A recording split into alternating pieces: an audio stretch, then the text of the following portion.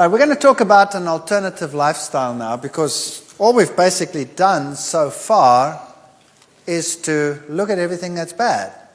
And like my friend said to me, I've listened to all your lectures, I now drink water and breathe fresh air, how long do I have to live? Or like my friend in the back there said, he closes his eyes and he says to the Lord, Lord, remove everything from my plate that's bad for me, and now he's scared there's going to be nothing left when he opens his eyes again. Well, is there still something to eat, or is there nothing to eat? That is the question we'll have to start looking at. Remember, we spoke about per capita meat consumption and how it affects your lifestyle and your health, colon cancer incidence. Obviously, we saw that animal products are problematic. They are correlated to cancer, and we looked at animal husbandry, we looked at osteoporosis and what effect it has, and all these issues. I perhaps would like to share just one little experiment that we did as well, because sheep were developing skew legs. We decided to have a look at what the effect of the diet is that they were feeding these animals as to why they were getting skew legs. There's a sheep with slightly skew legs, and there's one that can hardly walk from the skew legs that it has.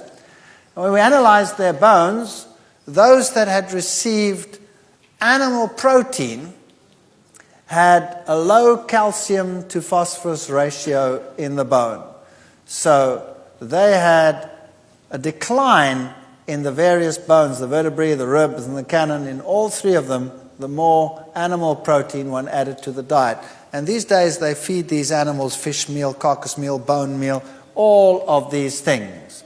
When we compared those that received animal protein versus plant protein, the calcium loss, as you see there again in the sheep, was 3 times as great. Deformity in those that got animal protein was much higher than those that received plant protein, and calcium to phosphorus ratios in the bone were very low when they received animal protein. And generally speaking, this is what we found. If we look at this little graph over here, we found that if we gave them plant protein only at a 12% level, they had very good bone development. If we added 3%, 5%, 8% animal protein, it got worse and worse. But if we added 8% plant protein, it actually improved. So plant protein definitely is the way to have a healthy system. We also spoke in the lectures about fear in the food chain and how animal products today are not what they were in the past, because there are bacterial resistances which are very high, reaching up to 100% levels in many, many cases.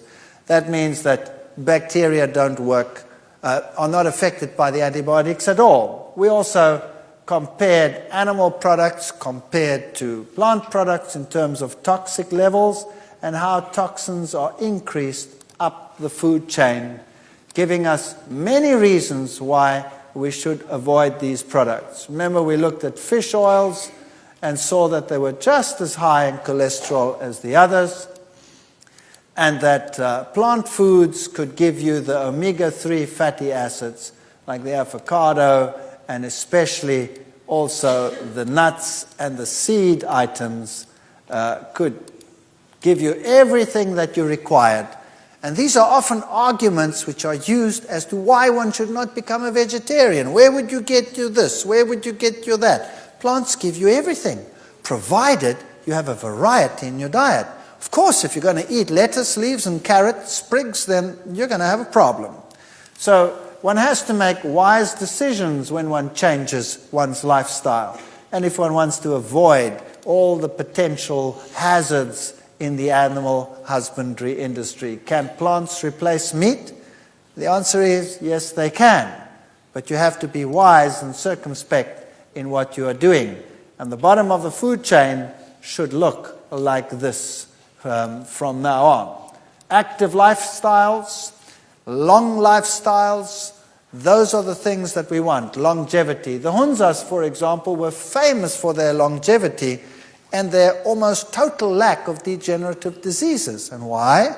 Because they had lifestyles which were largely vegan, vegetarian, active, walking up and down. There are many aspects which confirm that a vegetarian diet is healthier. Even the tabloids today will say vegetarians live longer and also are considerably healthier. For example, if you want to do maximum endurance tests, you will find that those on a high meat diet have the lowest endurance for sustained maximum to exhaustion exercise. Mixed diets, that means lower meat, fat and protein diets, were sort of midway, and the vegetarian diets, high carbohydrate diets, gave the highest endurance rate, more than double that of the other groupings. So science and sports science today has contributed a lot to the breakdown of prejudice against diets. Then there were some very important people who were vegetarians. Albert Einstein was a vegetarian. George Bernard Shaw was a vegetarian. Wilhelm Busch. The McCartneys were. But Linda McCartney died at a very early age, although she was a vegetarian. And people say, well, what's the problem over here? Well, just get hold of one of her recipe books and see what she did. Everything she did was fried in oil. Everything. Now, we looked at the carcinogenic effects of that, and so there are issues that you have to look at. You can't just say, I'm going to give up eating animal products, I'm going to switch to plant products, and then you prepare everything in an unhealthy way. You're going to have a problem. So we have to be circumspect. And, of course, there is nothing that can guarantee a disease-free life. It can just give you a greater probability of a disease-free life.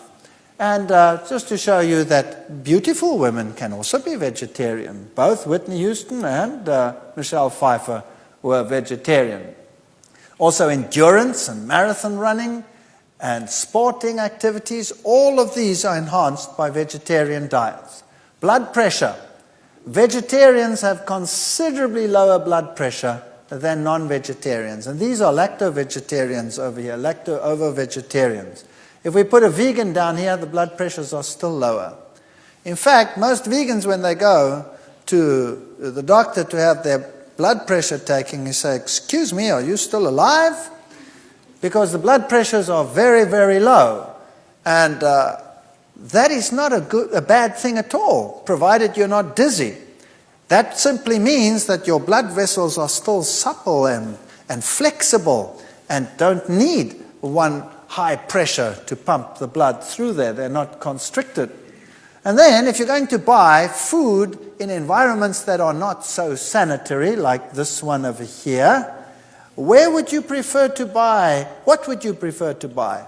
The vegetables from this man, or would you prefer to buy chickens or meat in a circumstance that looks like this with the flies buzzing around? Well, even in the worst of circumstances, you're still going to be safer with the vegetable products than with the others. And you don't know what these things have been eating and what they have been fed. Now, what about the vegan-vegetarian lifestyle? Isn't that a dangerous lifestyle? And isn't it a fact that if you become a vegetarian, you should look something like this? Most people have an idea of a vegan-vegetarian as a thin, little, pale, little individual, hardly capable of moving. That's the sort of idea that they have of these people. And let's face it, some of them are like that. And the reason why is because they've thrown everything off their plate and substituted it with nothing. And then they become something like this. And it is a sad state of affairs. American Journal of Clinical Nutrition's vegans, vegetarians, whole food omnivores had adequate intakes of most nutrients and were exemplars of balance, variety, moderation in comparisons with omnivores in their sample and the general population. Also, they were more in line with current dietary recommendations for nutritional intakes than were omnivorous diets. So when they actually compared the diets according to the recommended daily food intakes, the vegetarians weren't doing so badly at all. In fact, they were doing better than the omnivores. Now, they will tell you it's not safe to be a vegetarian because you'll have iron problems, B12 problems, vitamin D problems, etc., etc. Is this really so? Iron problems, you will have a greater probability of iron problems if you use dairy products because of the parameters that we discussed in that lecture. B12 is the one issue we will have to discuss. Vitamin D will be a problem only in areas where there is constant cloud cover. And even there you have UV coming through, so if you have exposure to the sun, you should be fine. You need exposure, but people today want to sit inside all the time. Here are stomach bacteria with decreasing gastric pH. Notice that the lower the pH, the fewer bacteria. The higher the pH, the more bacteria. The same in the intestine. The lower the pH, and so from the front to the back, where the acid starts coming in, you have an increase in the number of bacteria. Now, B12 is not produced by any animal in the world. It's produced by bacteria. And there are certain bacteria which in our intestines are quite capable of producing B12. Unfortunately, with the lifestyles that people have, these bacteria only occur here where there's an increase, and they occur in the last part of the intestine. And so they're too far back for us to benefit from them. So we produce the B12, but we do not absorb it. If, however, we were vegans and we took care not to mix fruits and vegetables, firstly we would have an alkaline saliva, and we would have bacteria in the mouth which would produce B12. And they don't produce bad odors. Bad odors come from poor fermentation in the stomach. So you would have B12 production in the mouth, plus the pH in the stomach would seldom, if ever, go below 4.5, so you're sitting with far less acidity. That means you're starting off here at a much higher level, and then you should be able to have B12 production. Now, there are other factors which affect B12. That's intrinsic factor. If you don't have that, whether you're a vegetarian or not, you're going to have a trouble with that. High acidity, which is more problematic for meat eaters than for vegetarians, would be a problem. And in fact, most of the world's population is largely vegetarian. Whole parts of India, large parts of Asia, Central Asia, for example, Central African populations, large parts of these, they don't have B12 problems. Western lifestyles, we sometimes do have B12 problems. So personally, I think that they are making a mountain out of a molehill, but I would suggest that if you are worried about these issues, if you have a high stress lifestyle, which affects absorption in an acid environment of B12, well then take a supplement, or take a fortified milk that has B12 supplementation. But generally speaking, we do have the bacteria that produce the B12. So my suggestion, as I said again, is supplement if you have a high-stress lifestyle and all of these, or otherwise, test yourself regularly. Once a year, have a test, because B12 is maintained in the body for a long, long time, many years, and you won't run out overnight. So if you have regular tests done once a year or so, and you're fine, then you have nothing to worry about. If it's low, well then take a supplement. And the same would apply to people that eat meat. They are just in as great a danger. In fact, more of them suffer from B12 deficiency than anyone else. If we look at minerals, we need all these minerals: calcium, potassium, iron, manganese, fluorine, selenium, tin, phosphorus. There's a whole host of minerals that we need. And you will find that they have all these different functions. They're in bone, act for alkalinity, blood, they're antioxidants, they're for thyroid function, enzyme functions, you name it. And vitamins and minerals have to interact with each other. So if you want to have good activity of vitamin E, you'll have to have selenium and zinc and calcium, and all of these have to be together in the body. And vitamins also interact with each other, so you don't want to take selective vitamins. You want to have everything in a balanced format. And the minerals interact with each other, and no one mineral is an island and independent of each other. And here's a major problem in the world today. You see, plant foods can produce vitamins, sometimes if they're not mineral dependent, just by photosynthesis. But where do plants actually get their minerals from? They get them from the soil. Now, what if the soil in an area is depleted? What do you do then? Well, then you have mineral-poor plants. And if a plant is mineral-poor, then it has the problem that it doesn't fight infection so well. It's very prone to pests coming and taking advantage of the situation. And so the problem is that they start spraying these plants more and more and more. And most farmers only substitute their ground with about 5 or 6 minerals. They don't take care of all the minerals. We need all the minerals. So the very best thing that mankind could do is to reintroduce organic farming, where they make sure that their soil has every single mineral required for growth. That means you start using rock phosphates and calcitic limes and things like that, which have every mineral under the sun as your basis, and start producing plants like that. Now, that's a little bit more expensive than the other fertilizers, but the rewards would be tremendous. That's one issue. If you're living in an environment and these plants are too expensive, and you don't even know whether they're doing it right or not, then I suggest you get foods from a variety of places. And then there's one other thing I would like to talk about while we're busy with minerals, and that is salt. The scientific world tells you that you should not use salt at all in your cooking because it produces high blood pressure and it's bad for you and what have you.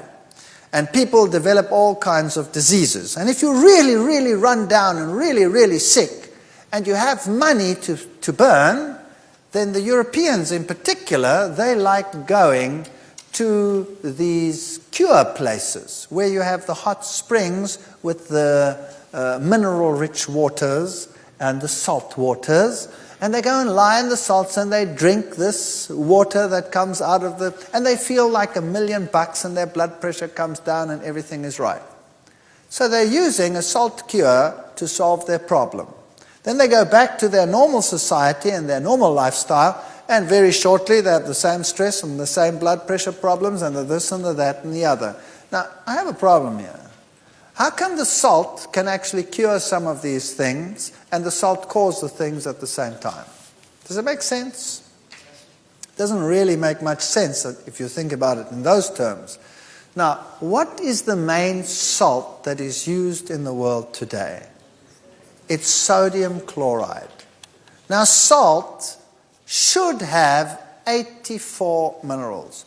Rocks out there, sea the salt in the sea contains 84 minerals. And the fish and the animals in the sea, without pollutants now, are perfectly happy and have lived there for thousands of years, quite happily, reproducing and not being diseased, although there's a lot of salt in that water.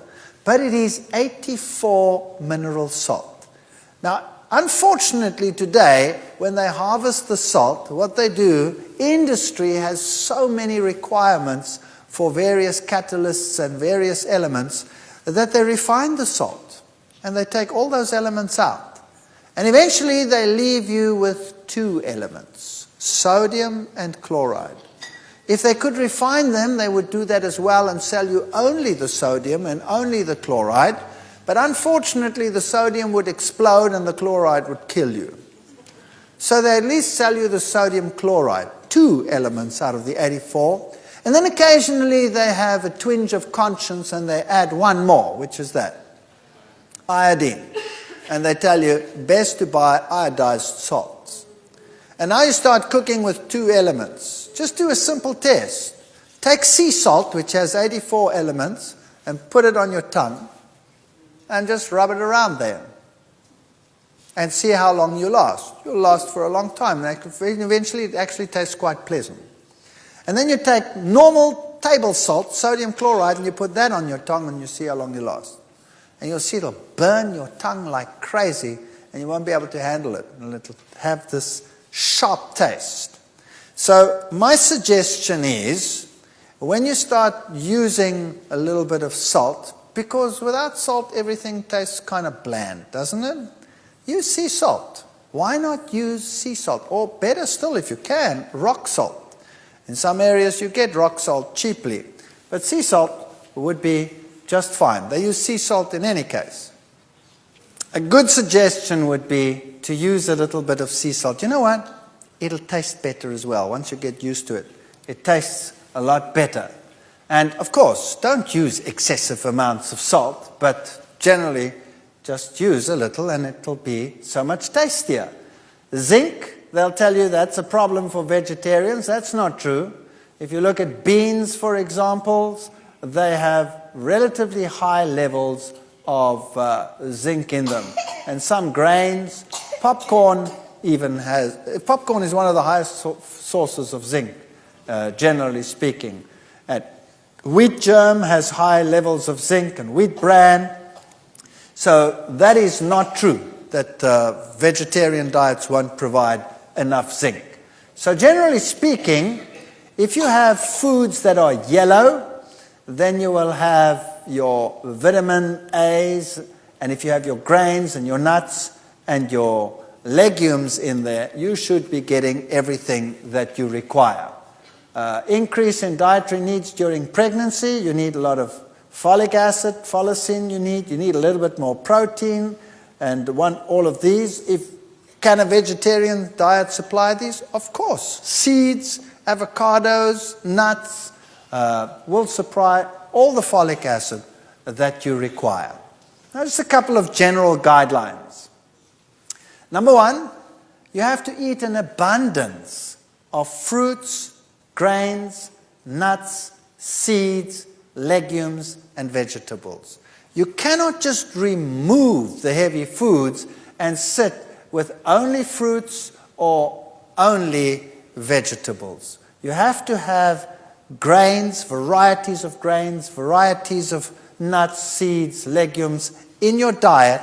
And you don't have to eat them as such. You can work with them and change them and modify them. You have to eat more alkaline-forming foods than acid-forming foods. That happens automatically when you become vegetarian. And avoid acid formation by choosing correct food combinations. 3 simple criteria, two of which you have to watch, one which comes automatically.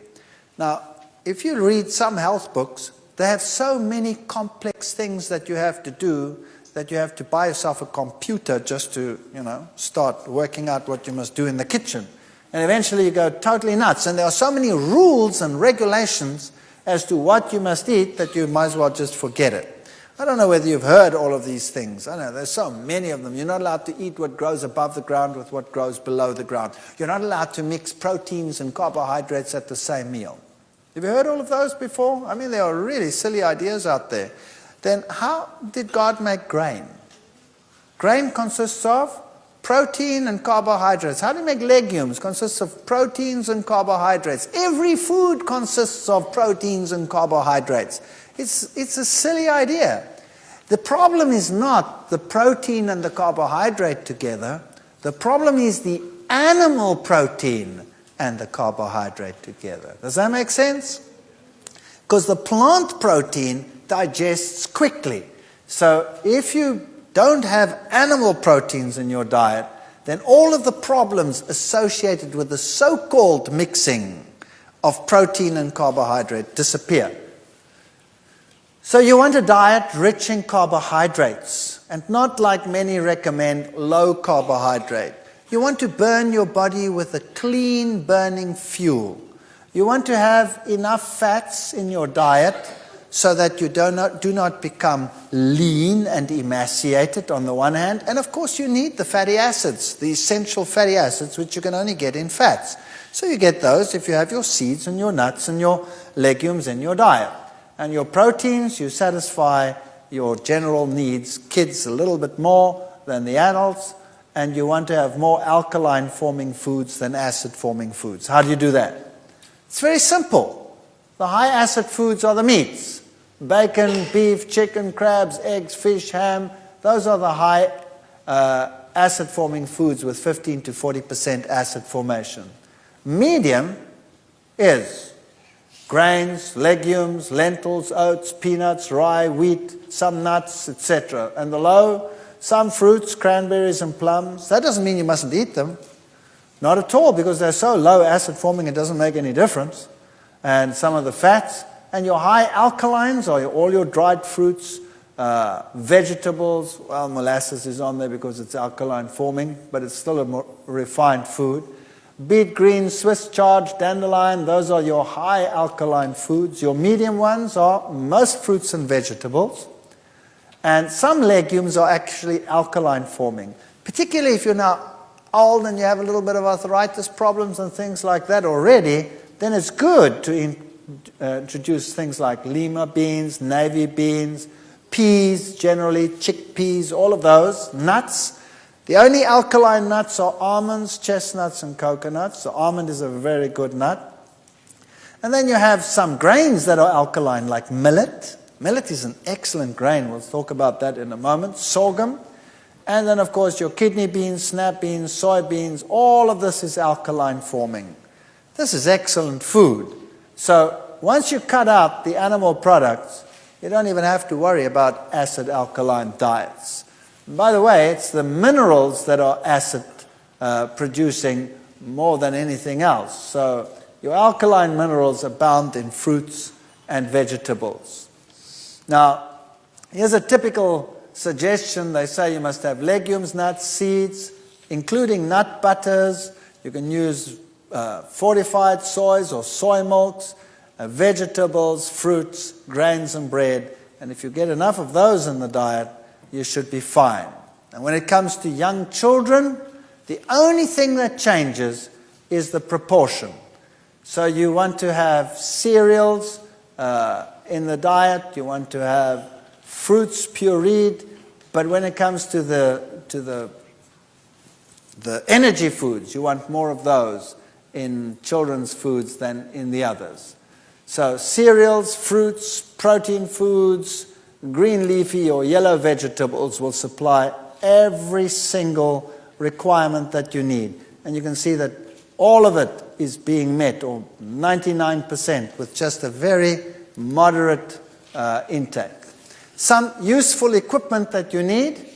A good blender is very useful in vegetarian cooking, because you're going to start making nut creams and nut butters and milks and sauces and things like that, and cheese substitutes and all kinds of things. So a good blender is a very, very good investment. Now, when I talk about a good blender, I mean that one that has a powerful engine and one that will really spin. Because if you buy a weak one, it won't do the job. It'll irritate you. It'll chop the things around, and you'll have gritty pieces in your mouth when you want to find cream, for example. It'll be most unsatisfactory. So rather invest in a good blender.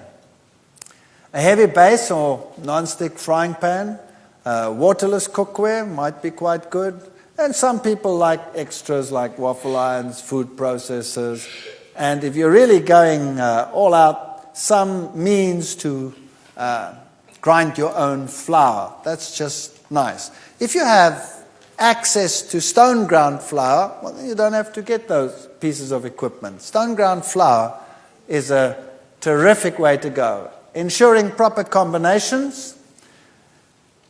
Notice that there are some foods that are neutral. That is, all grains, all legumes, all nuts, all seeds, some vegetables, like those that are high in water, like cucumber, lettuce, sprouts, tomatoes, some people yes, some people no, and the herby plants.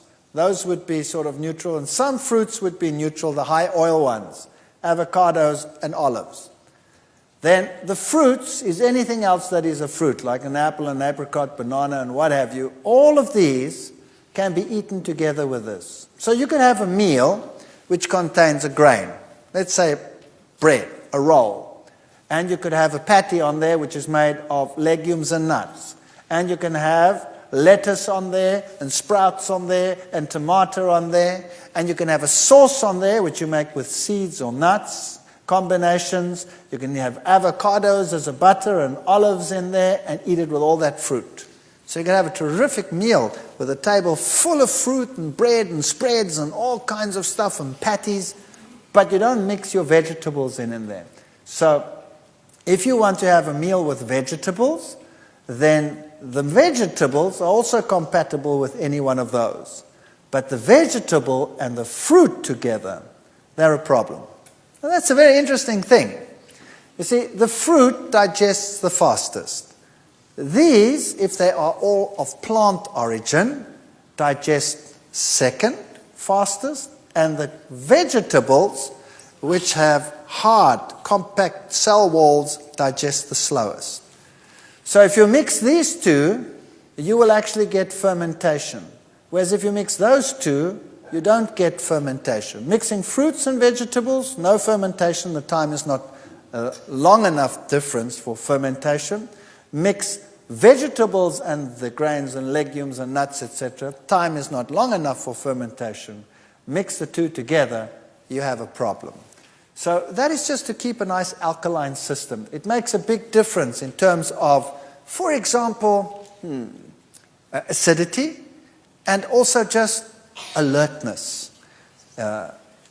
It's not a law of Medes and Persians, and if you are a guest somewhere or you do not have the possibility of always doing this, then it's no big deal. If I do it, for example, I'm quite sensitive to this because I actually take care not to do it. If I do it on occasion, I feel the difference. I feel I have less energy. So these are sort of the neutrals that you can eat with any category of food, with fruits or with vegetables, whatever. Grain-legume combination is always a good combination because of the protein. It gives you a perfect protein. So a diet that contains grains, nuts, seeds, fruits, vegetables will supply a superb blend of nutrients. And the African diet, as we said, is legumes and grains, and that is their protein source. Then they have lots of vegetables and lots of fruit. And now let's talk about whole foods.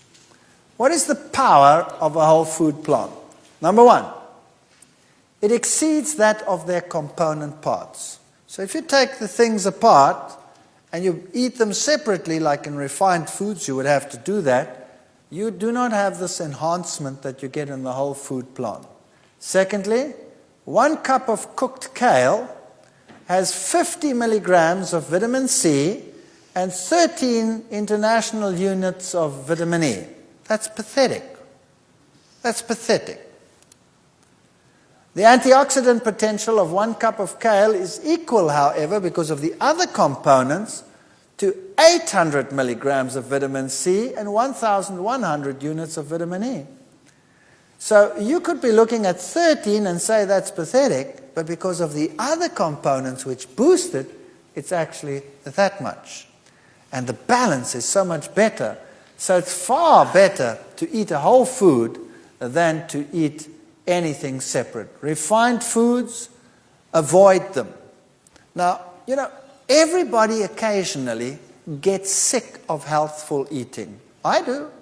You eat healthy food every day. I'm sick of all this healthy food. I feel like something wicked today. Well, then you go out and you eat something wicked within certain parameters, if you know what I mean. You don't go and slaughter an ox now. But a refined food occasionally, who cares? Or something really sweet and disgusting, who cares? As long as that's not your lifestyle. Don't become fanatical about food because you'll not only make yourself but everyone around you miserable. And try never to see what other people eat. It's not your business. What you eat is your business. And what they eat is their business. Set a nice example and people will like to follow it. Don't refine it if you can. Use it. Now what does that mean? How do you think whole foods? What do you do? What do you do if you find a pile of nuts and seeds and stuff like that? You go clonk, clonk, clonk, clonk, put it on your plate and say, there. You want to be a whole food fanatic? Go and eat it. No. You must learn what to do with them. You must change these things. These are whole foods. Those are whole foods. And variety, variety, variety is the spice of life. By the way, eating breakfast saves lives. Possible reducing the risk of a heart attack. If you have a problem during the day and clot potential, those people who are breakfast skippers have a 2.5 greater probability, in other words, 2.5 times the risk category to a person that eats normally and has breakfast. So 2 to 3 hours after awakening, if you had breakfast, you are better off than if you do not have it. The advantages of eating breakfast is more efficient problem solving, improved memory, improved verbal fluency, attention span, better attitudes, better scholastic performance, and that's a good reason why you should have breakfast. These are all the nice whole foods you can find in some stores. Now let's think about what we can do with specific foods. And I think perhaps we should do this in the next session.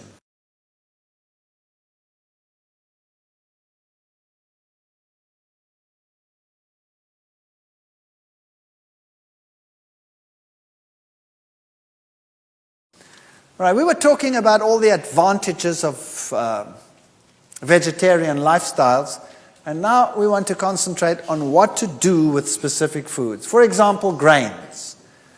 You are now thrown out a lot of things. You've thrown out dairy, you've thrown out meat, you've thrown out all of those things. Now, what to replace them with? Now you have to start thinking grains.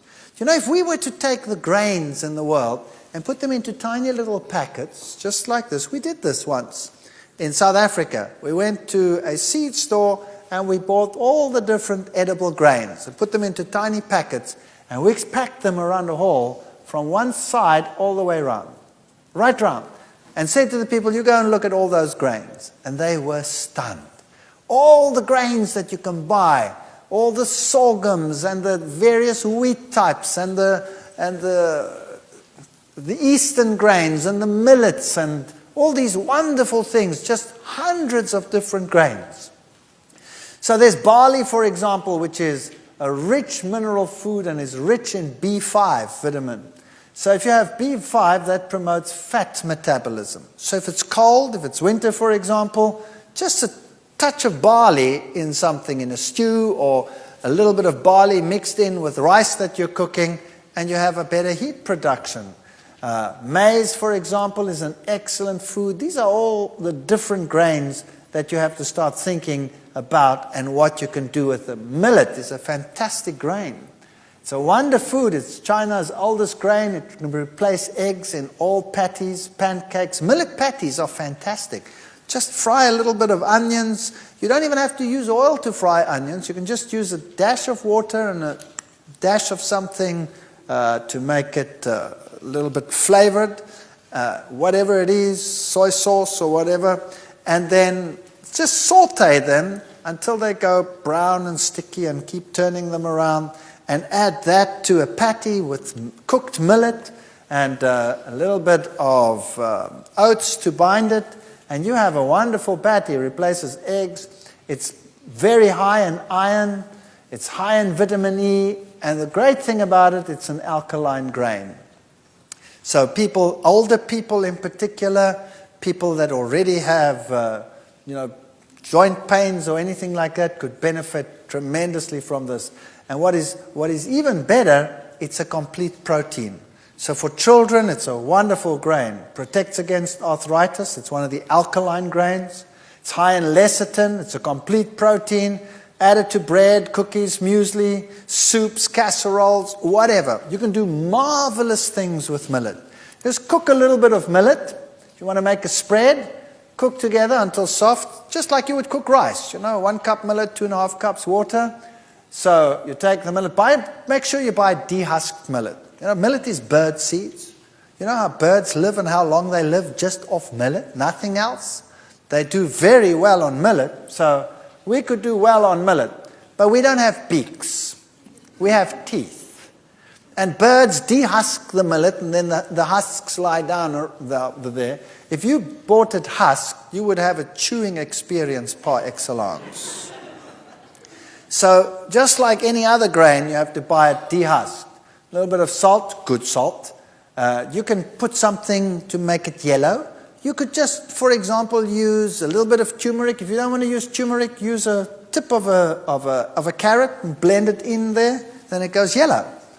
And some water, and you blend till smooth, and then it looks like that. It looks like a butter. And you can have bread with millet spread. It's rather neutral, so you could put something sweet on there. You could put something savory on there. You could do whatever you like.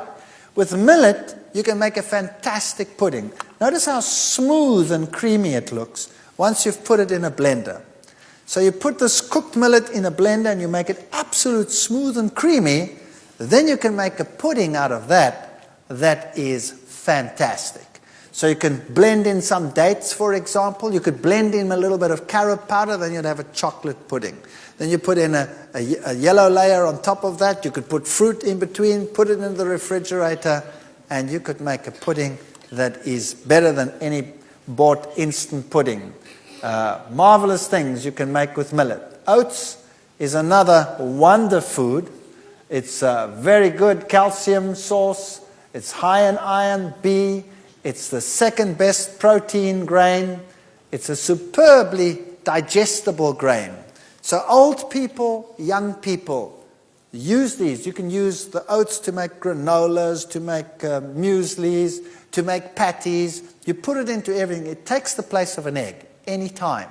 You can make waffles with oats, blend it and use it as a waffle base.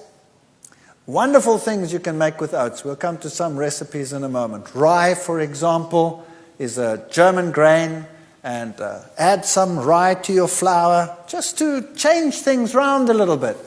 Muesli, rolled oats, chopped nuts, raisins, pumpkin seeds. The pumpkin seed is a seed with an incredibly good protein in it. It's also a complete protein, and just a little bit of pumpkin seeds will provide all your protein needs for a whole day. So if you could start your day with rolled oats and nuts and raisins and seeds and some fruit, shredded coconut maybe, sunflower seeds, sesame seeds, and you roast them all together or toast the slightly rolled oats under the grill, stirring frequently, and lightly brown, spread the sunflower and sesame and coconut over the top, and mix the remaining ingredients, and you have a great muesli. If you want to make a granola, which is more crunchy, granolas that you buy in the stores are full of oil. And the oil that they mostly use is sunflower seed oil. And because it's packaged like that, it's oxidized. So it's really not the best thing in the world, and it's horrendously expensive. Have you noticed that? You can make it far cheaper, and it tastes terrific, and you don't need any oil. You can take rolled oats, say 8 cups rolled oats, a little bit of sunflower seeds, some coconut if you like, chopped nuts. You can vary that as you like.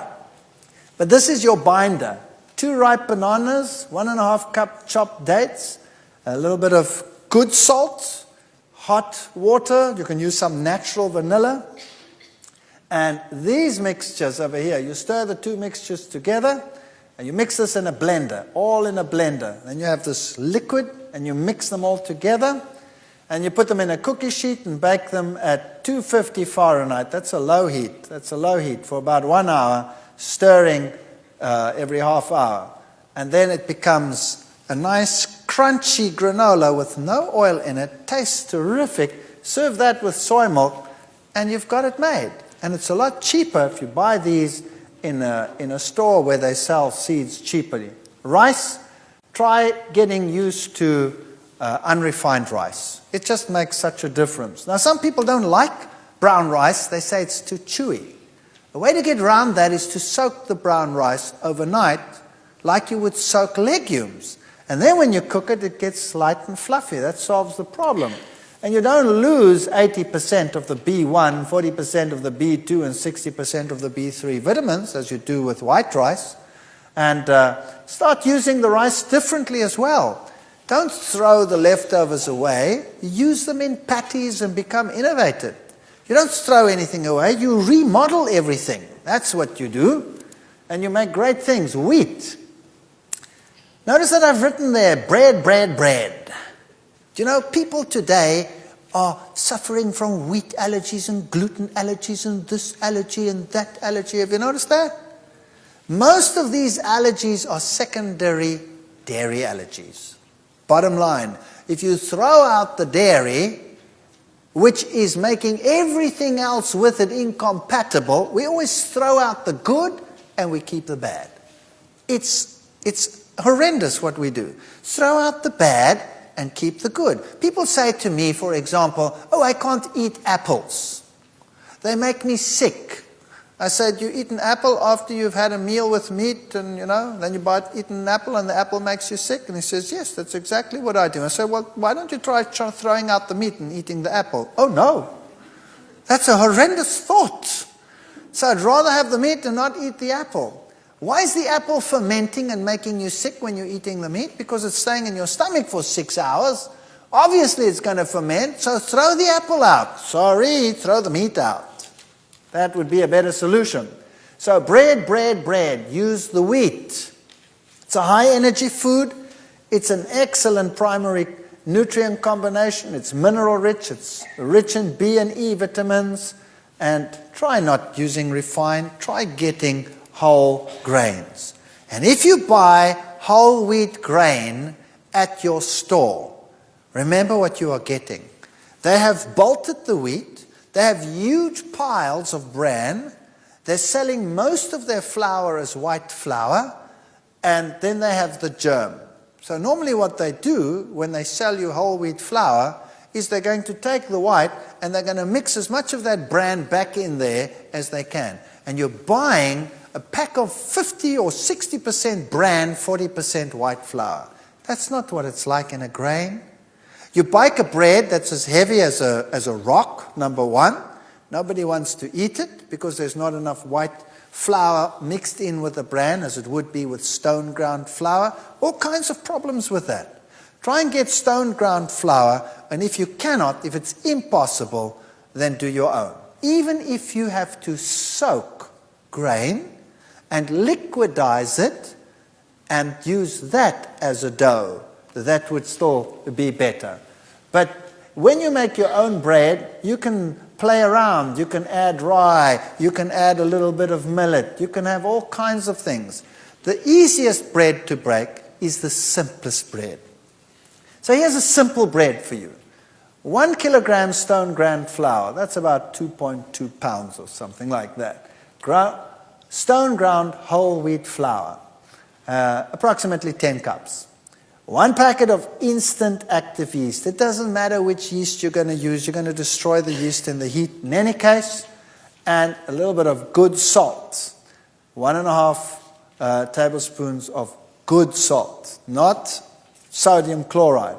Then you blend together 900 milliliters of water, and then you can add anything sweet. It doesn't matter what it is. You could add white sugar. It wouldn't make any difference. You know why? Because the yeast is going to utilize it all. It's going to just use it up if you don't put too much in it.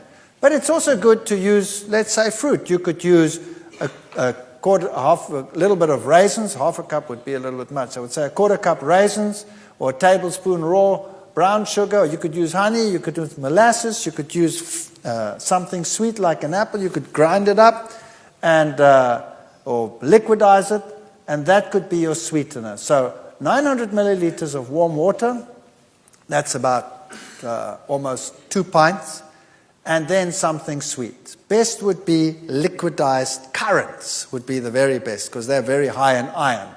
And mix that in there and then knead your bread.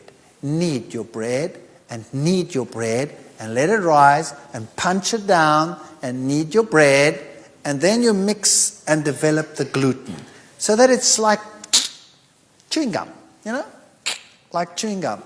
If you then put it in the oven, all the air that is produced by the yeast gets trapped and the bread rises nicely, and you bake it in the oven at a relatively high heat to begin with to stabilize the bread.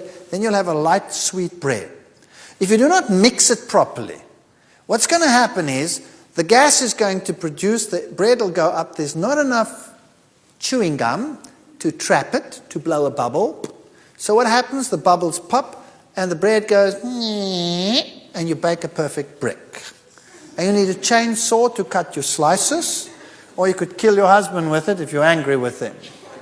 So a simple bread has very few ingredients. Now people actually say, now hang on a second, is that a healthy bread? I actually want everything healthy in my bread. And they put all the things that they can think of in the bread, and they bake this heavy bread, and they need a wheelbarrow to cart it around. And it's soggy and heavy. You don't have to build a perfect meal into a bread. You eat the meal that's perfect together with the bread. So you eat all the other things with it and make it a balanced meal. So the simpler the bread, the more likely it's going to work. And once you've learned to eat this bread, all other bread tastes like cardboard. I assure you. If I don't get this type of bread, I get withdrawal symptoms after a while. And that's what a bread should look like. It should be nice and light and fluffy. It shouldn't be heavy and soggy. Nothing wrong with a heavier bread. For example, rye breads will be heavier. But what's nicer than a good bread? Now, legumes. We have to start thinking legumes. Carrot beans, chickpeas, kidney beans, lentils, lima beans, mung beans, broad beans. Peanuts are a legume. Have you ever thought of buying raw peanuts and soaking them like a legume and then making patties out of them?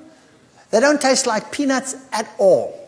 Only roasted peanuts taste like peanut butter. They taste like a legume, but they taste like a rich, almost lamby, beefy legume. When you make a patty out of them, they really are magnificent as a legume.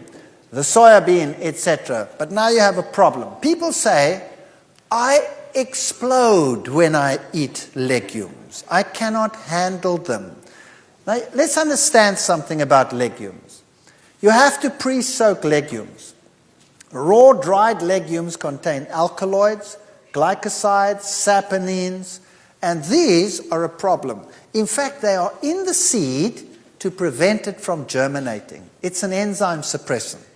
So if you take a legume and you soak it in water, and the legume soaks up all the water, how many of these products have you got rid of? None. They're all still in the legume. Now you take your legume, it's nice and soaked, and you prepare it and you cook it, and all those enzyme suppressants that prevent the legume from sprouting are still in there. Now you're getting those enzyme suppressants into your stomach, and you're not digesting it too well. Your enzymes are also suppressed. So eventually it goes all the way down, gets to the colon. The colon works with these products and then starts fermenting the legume in the colon, and that leads to an explosive experience. Right? So what you want with a legume is you want to get rid of these things. You want to get rid of them. How do you do that? You soak in huge quantities of water. And the water goes what color? Goes either reddish brown or one of those, right? That's all the tannins and the saponins and the glycosides and the stuff that's coming out. Now, what do you do with that water? What do you do with it? You throw it away. And not like some well-meaning individual who thinks, well, this looks so good, I'm going to cook the pea soup with that one. Well, I'll tell you, you don't need nuclear weapons then. Just send that pea soup. It's the most explosive thing under the sun. So what I would suggest is that you buy your legumes, soak them in lots of water, pour the water off regularly. If you're sensitive to legumes, do that if it need be for 2 days, 3 days regularly. If you don't change the water regularly, they'll go bad. Just keep on pouring off the water. And then what do? Going to wait 3 days or 2 days for a meal? Of course not. You put them into freezer bags and you pop them in the freezer and they're fine. People will say, oh, don't I lose the energy value and the food value? No, you don't. You can take those very seeds and go and plant them and they will grow. What happens in nature, in Europe, in the winter, what happens to those seeds? They freeze in the ground, and then when the water comes and it rains, then all the stuff leaches out. When the stuff is out, then it can sprout and it will grow. All the nutrients that you need are in there. So soaking is essential for a legume. There are lots and lots of different legumes, and you can have such fun with legumes. You can make the greatest stews, the greatest soups, the greatest patties. You can make roasts. You can go to town on a legume. But you don't have to have huge quantities of legumes in your meals. That's another problem. We eat too much of it. It must just be a portion of the meal, and the rest must be the vegetables or the fruits or whatever else you want to go with it. The soybean is such a magnificent bean. It is rich in linoleic acid. It is good calcium source, iron source, everything that you need. And if you look at the composition of selected soybeans, I'll just put this here for clarity's sake. Beef, for example, look down that list over there and compare with raw or cooked soybeans, you will see that the soybean compares excellently with anything else. And tofu is a wonderful food. You can make great things with tofu. You can make mayonnaises.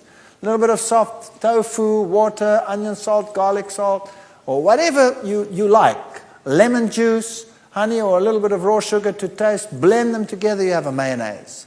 Now imagine what a mayonnaise normally is made of. What's a mayonnaise made of? Egg yolk upon egg yolk upon egg yolk, together with lots of sunflower seed oil, together with lots of vinegar. It's the worst combination under the sun. It's the worst for your cardiovascular system. You cannot imagine worse. Imagine a mayonnaise that you make with blended cashew nuts.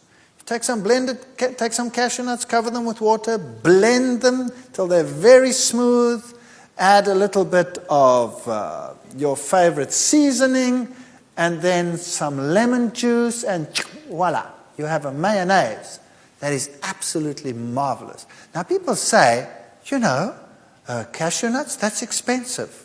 Hello? How much does a chicken cost in this country? What does a chicken cost? Who can tell me? So let's say $4, right? So let's say that chicken weighs what? 1.5 kilos. So let's say it's about $3, or let's say $2 per pound. Is that about right? Is that about right? $2 per pound. Good. How much of that chicken is bone?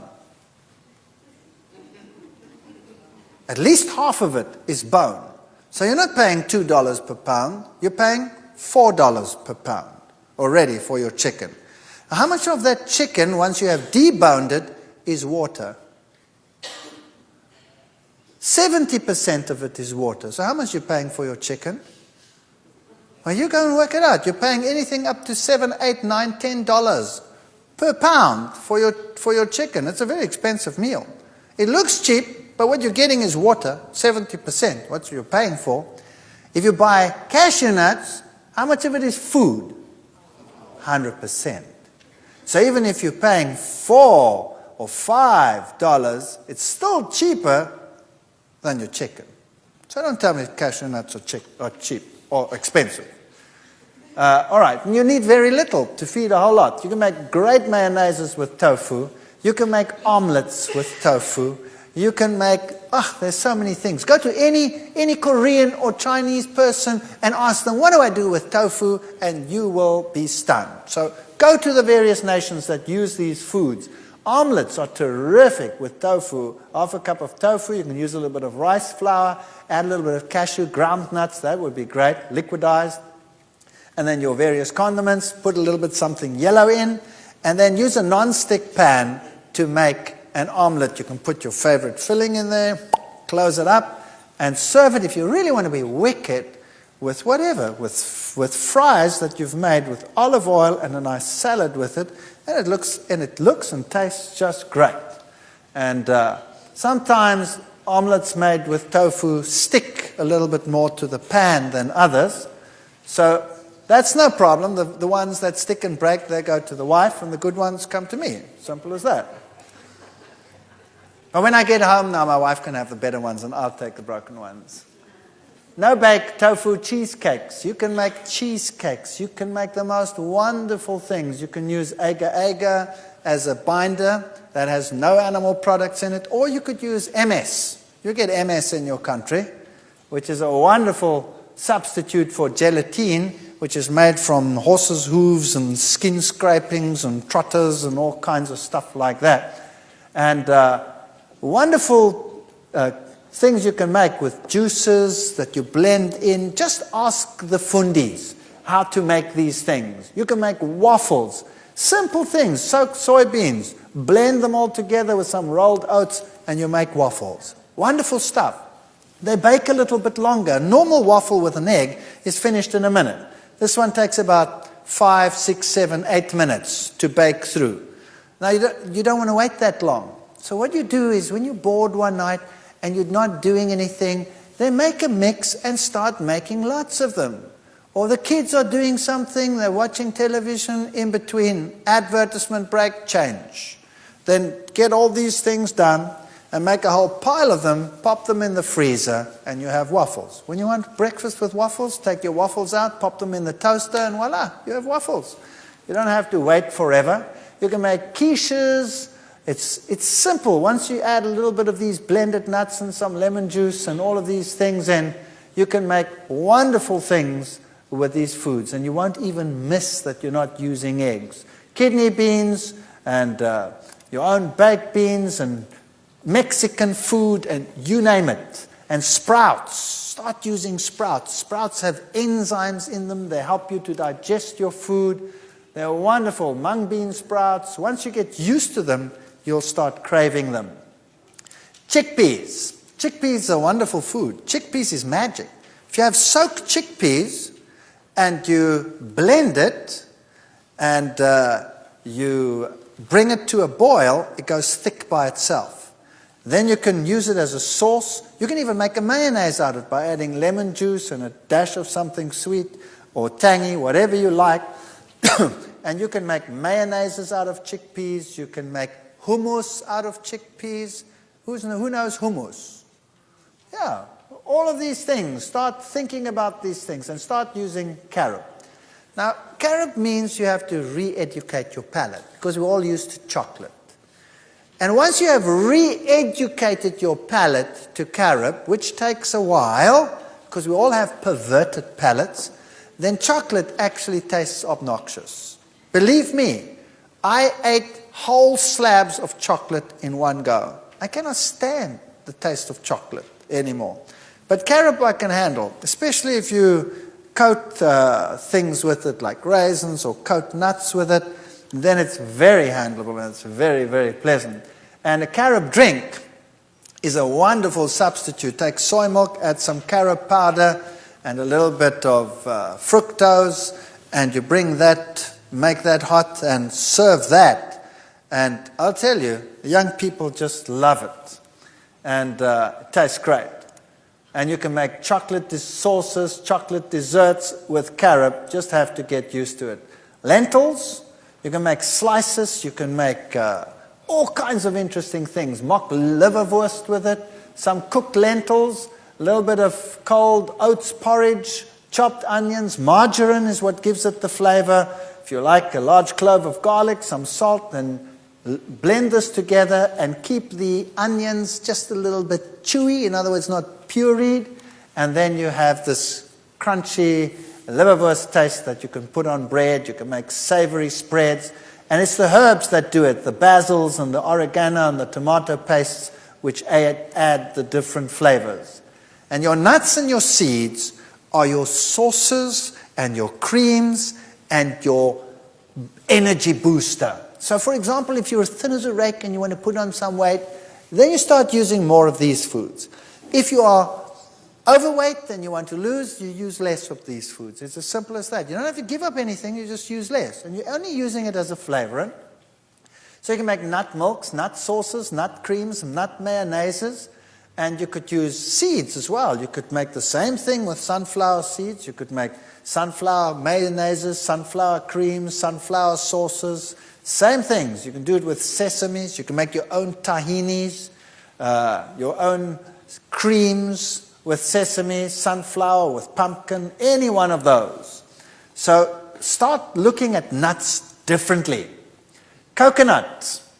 Coconut contains saturated fat. So if you have a problem with weight, a little bit more coconut in the diet, coconut cream, coconut milk, that will make you put on weight.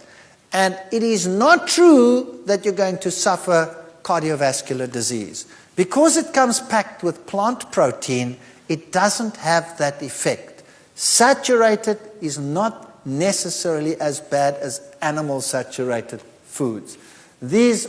Otherwise, all the South Sea Island people would have cardiovascular disease in the past, and they didn't have it. So my wife, for example, she tends to be on the leaner side. So she just adds some coconut cream, and she makes puddings with coconut cream. And me, I tend to battle with this little fellow over here. So I tell her, less of that for me, thank you. And I don't have that stuff, and she has that stuff. This is how you modulate your weight. It's a very good way of doing it. Nut mayonnaises. Cashews, so half a cup of cashews. You could use sunflower seeds, but the cashew one just tastes pizzazier. Water, so you could use some fresh garlic if you wanted. You could leave it out. Onion powder, some good salt, lemon juice. And if you want to have a slightly sweet sour, you could use a little bit of honey or something like that. And it's so simple. You just blend it together until smooth, and then you add the lemon juice, and it goes thick by itself. And then you have a mayonnaise. If you take that same sauce and you put it in a saucepan and you bring it to a boil, it makes the creamiest stroganoff sauce that you can imagine. If you have a patty and you put that on top as a butter, it is absolute wickedly good. Pimento cream sauce, you make the same sort of thing with the cashews or the sunflowers, and instead of putting cheese on your pizza, when you make one, you pour this over your pizza and you pop it in the oven and you bake it with that, and it's delicious. And once you start getting used to that, cheese actually tastes like rubber after that, and you won't want to change. Lasagnas, if you use your noodles and your tomato and your onions and your whatever you want to put in between, and then you put this cashew cream sauce in between your layers and one on top, and you bake it with that, the aroma is enough to kill you, in a nice way, of course. And you can we do this in the field. Occasionally, once every 15 years, I get to go out in the field, and you take a nice pot, and you put this over the coals and the fire, and you put a lid on top, and you put coals on top, and you bake this thing in the coals. I'll tell you, the people come running and say, "What's that?" And it tastes terrific. As I said, don't neglect the pumpkin seeds. Throw them into your mueslis, throw them into your breads, and don't neglect your sesames. Use the sesame butters and the sesame creams for your bread. Ladies, sesame is one of the richest sources of iron. So it's an excellent source of iron. So try and get used to tahini. If you don't like the taste of tahini, then just take a teaspoon of it and add it to your sauces that you are making, just to give it that pizzazz.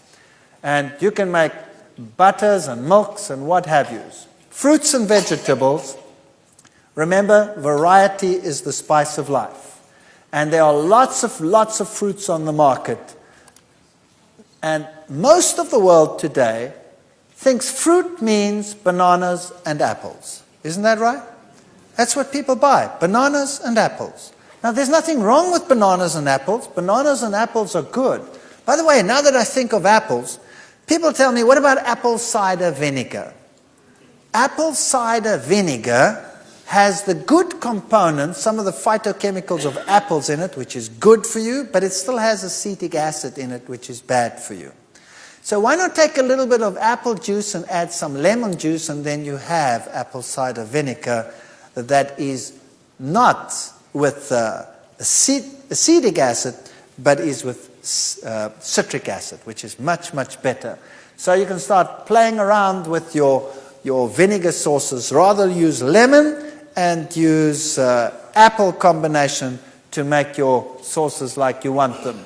There are melons and olives and papayas and all of these things. So when you start thinking fruit, start thinking like this.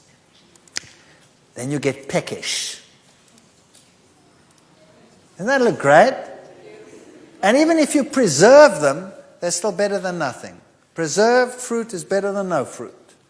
And when you start thinking vegetables, again, think variety. Think cauliflower, broccoli, Brussels sprouts. Think dark green things. And you know what? If you don't like them, start changing them. If you don't like spinach, well, many people, if you get a cooked spinach leaf on your plate, that might not be so appetizing. How about sauteing some onions, chopping the spinach, and putting them together and then adding a little bit of cashew nut cream and making a creamy, delicious spinach that really tastes like something and has some zuma in it. Get a little bit of pizzazz into your cooking. So everything doesn't have to be bland on your plate. It can be wonderful. And start becoming innovative. Start thinking what to do with the leeks and the garlics and the onions. And remember, these are your top 10 fruits in the world in terms of the antioxidant power that they have in them. Strawberries. You live in a strawberry country. And plums are very good. Oranges, red grapes, kiwi, grapefruit, white grapes, banana, apple, tomato. And gentlemen, remember, the tomato is an anti-prostate cancer fighting food. So start using tomatoes, lots of them, and get used to them. And the antioxidant vegetables, I wouldn't put corn on that list because that to me is a grain, but nevertheless, leave it there. Kale is very good. Spinach, Brussels sprouts, alpha, broccoli, beets, red bell peppers, onions. I would put cabbage in there as well as one of the best antioxidant foods. So the cabbage family in general, kale of course is part of the cabbage family, and wow, that's a power food in terms of iron and in terms of calcium. Wonderful food. So start using these things. Food sources that fight cancer. Brussels sprouts has sinigrin, broccoli has sulforaphane and other components as well. The red grapes has resveratrol, citrus has limonene. So if you have a variety of foods, you get a variety of anti-cancer agents. If you only have one food in your diet, you'll only have one anti-cancer agent. So why not fight on all fronts if you can?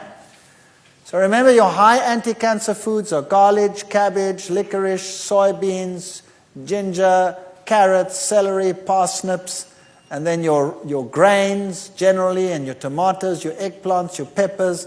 Put these foods into your diet and fight cancer. Now, I've written a book on this. Unfortunately, this book is published by CRC Press and MedFarm, which is not unfortunate in terms of the science thereof, because those are the best scientific publishers in the world. But that means that this book goes out to the medical world. That was my target, to try and reach those that can affect most of the people lower down. So if you want to buy this book, it's horrendously expensive. I would not be able to afford this book. So that's the sad part about this book, that it's very expensive because of that. And you don't actually need the book because it has a lot of science in it. If you're interested in that, that's good. There are lots of recipes in that. But there are so many recipe books out there in the world. And there are so many books that put this simply. But you don't want to get one that makes life complicated for you. You want simple, straightforward recipes that tell you how to prepare food in a tasty, wholesome way without 10 million rules to drive you nuts. That's what you basically need. And if you take some of the ideas that we've spoken about today, and you go to those who've had some experience in this and start getting involved in cooking schools, or I hear that you have chip programs and things in this country where you might get some wonderful ideas. then get involved slowly, and as the bug bites you, it will be fun. And once it starts being fun, and once it starts tasting good, you will feel better, you'll be excited, you'll have more energy, and you can be an example to others. Don't make a religion out of your diet. There's nothing worse than putting diet before religion. God comes first, food comes second. Food is there to be enjoyed, but why not enjoy it and be healthy at the same time? Thank you.